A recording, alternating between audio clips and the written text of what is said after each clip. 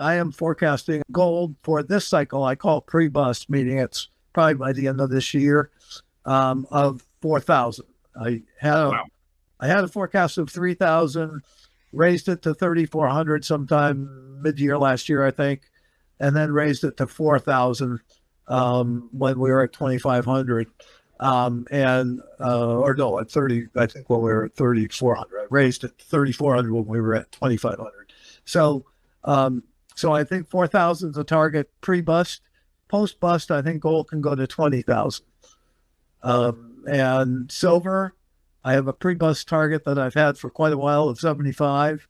Again, end of this year type of thing.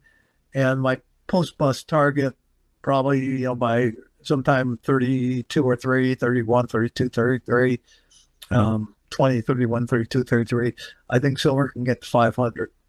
You're not wrong at all. I mean, my instincts are with the Freedom Caucus, with Massey, with those in terms of, from an ideological standpoint, government, the swamp both sides in Washington have created this problem. We're way beyond anything we should be in terms of, down that road towards bankruptcy. And basically, as we see it, and again, one party's worse than the other, but they're both offenders. And when we see, though, the waste and the fact that they go in there, paupers, and they walk away multi-millionaires, if not billionaires, something's wrong with our system. They're robbing us blind. Doge, you can say what you want about Doge. They uncovered a lot in terms of the games that were played, particularly by, the left, in terms of the NGOs and the money funneling through the NGOs and back into their pockets. And I'm not saying Republicans don't have some of that, but the bulk of it was the Democrats. The problem is, when you're trying to solve a problem, you can't be ideological. And I think what Massey didn't understand is the alternative's 100 times worse. So in the end, we didn't need your vote, Tom Massey, but you were basically, either you were going to destroy the country because your vote was going to cause this not to go through, or your vote wasn't going to be the final determinant. We were going to get it through without you. So I don't think he accomplished anything other than, taking a principled stand.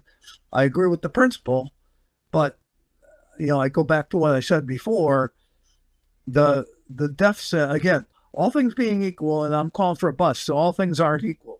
But if we weren't staring at a bust or staring at a downturn, I would be making the case that the deficit could go away with the BBB.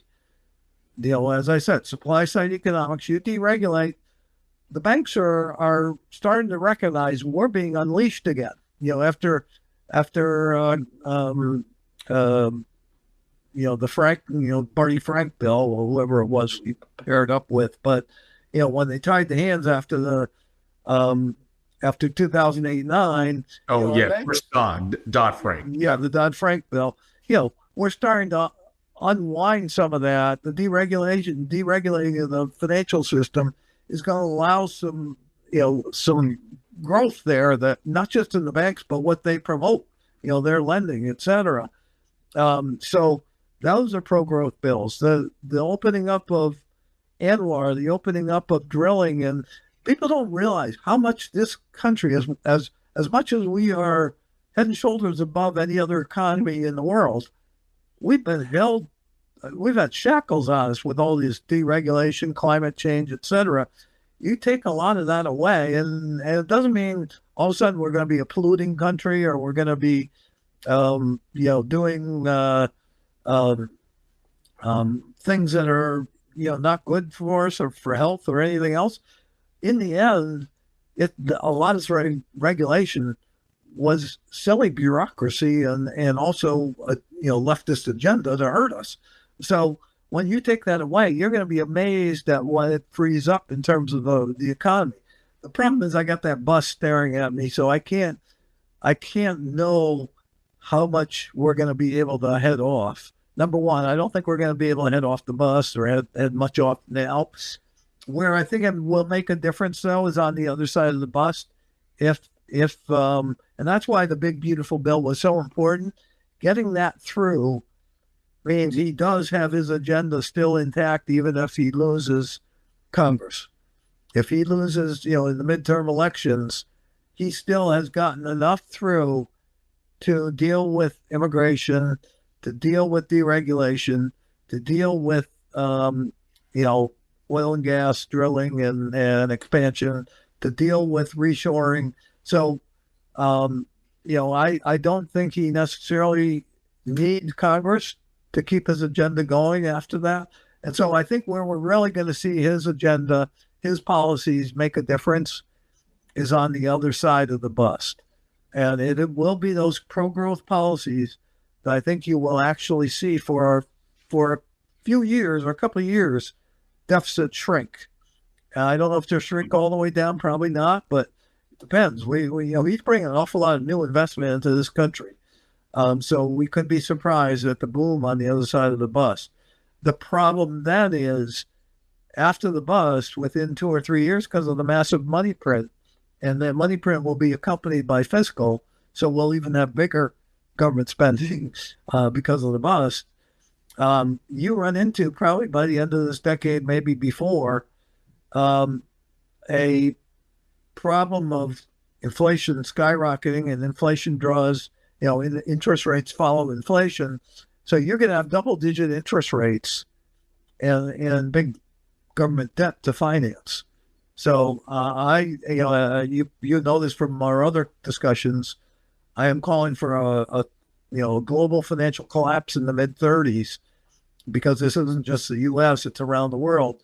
That the bust creates the opposite, which is we'll go from deflation to massive to hyperinflation, and still have potentially that 330 trillion in global debt will grow to 450 or 500 trillion by the end of this decade, and we'll be dealing with interest rates in double digits and ultimately high double digits.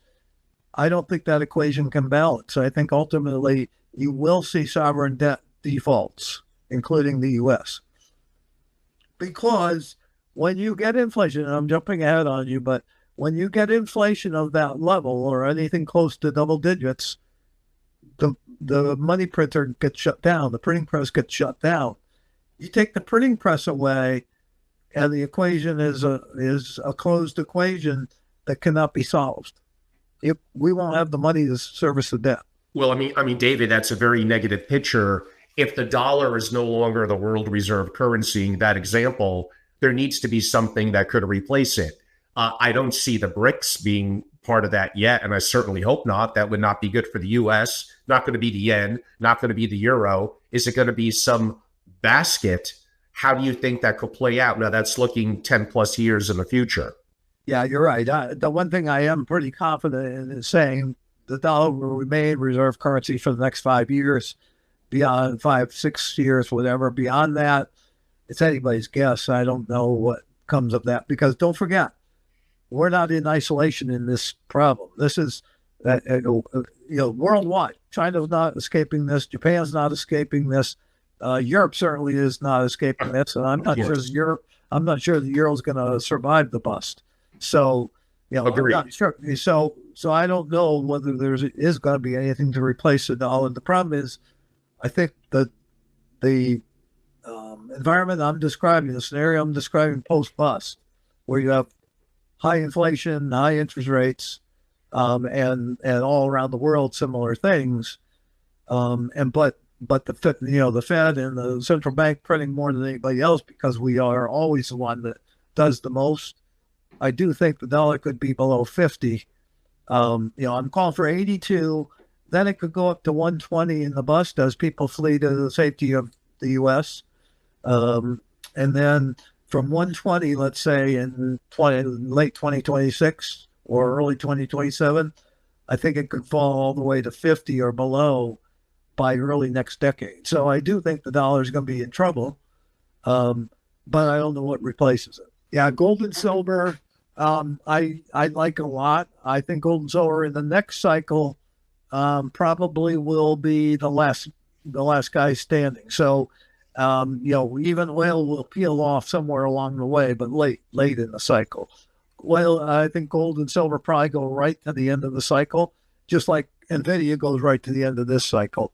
So gold and silver will be they will be competing with oil as the top performers. I think certainly the other base metals and things will do very well too. But I haven't forecasted gold for this cycle. I call it pre-bust, meaning it's probably by the end of this year, of 4,000. I had a forecast of 3,000, raised it to 3,400 sometime mid-year last year, I think, and then raised it to 4,000 when we were at 2,500. At 30, I think when we were at 3,400. I raised it to 3,400 when we were at 2,500. So I think 4,000 is a target pre-bust. Post-bust, I think gold can go to 20,000. And silver, I have a pre-bust target that I've had for quite a while of 75. Again, end of this year type of thing. And my post-bust target probably, by sometime 32 or 3, 31, 32, 33, 20, 31, 32, 33. I think silver can get to 500.